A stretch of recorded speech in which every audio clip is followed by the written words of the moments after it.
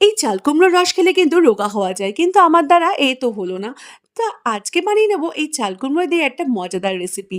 এটা আমার মা ঠাকুমাদের কাছ থেকেই শেখা একটি রেসিপি। এর জন্য চাল কুমড়োটাকে ঝিরিঝিরি করে কেটে নেব। অপরদিকে একটু চিংড়ি মাছকে একটু সামান্য নুন আর হলুদ মাখিয়ে রেখে দেবো। এবার বানিয়ে নেব একটা সিক্রেট মসলা মানে ভাজা মসলা। এর জন্য জিরে, গোটা গরম মসলা, গোটা ধনে আর ২ টো শুকনো লঙ্কা ভালো করে ভেজে নিয়ে গুঁড়ো করে নেব।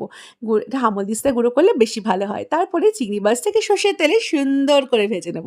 তারপরে একটু জিরে ফোড়ন দিয়ে এই চাল কুমড়োটাকে দিয়ে একটু ভেজানো ছোলা, একটু নুন, হলুদ, একটু কাঁচা লঙ্কা চেরা আর এর মধ্যে উপর দিয়ে এই ভেজে রাখা মসলাটা দিয়ে দেবো। দিয়ে দেবো একটু চিনি আর ঘি।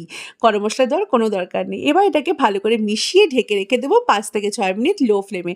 তারপর ঢাকনা তুলে এই চিংড়ি মাছটা মিশিয়ে মানে ভাজা চিংড়ি মাছ আর ভাজা মসলাটা মিশিয়ে ভালো করে আরও ৩ থেকে ৪ মিনিট হাই ফ্লেমে নেড়েচেড়ে গরম, গরম, গরম ভাতে পরিবেশন করে দেখো। এর স্বাদ কিন্তু মুখে লেগে থাকবে। এইটা আমার গ্যারান্টি।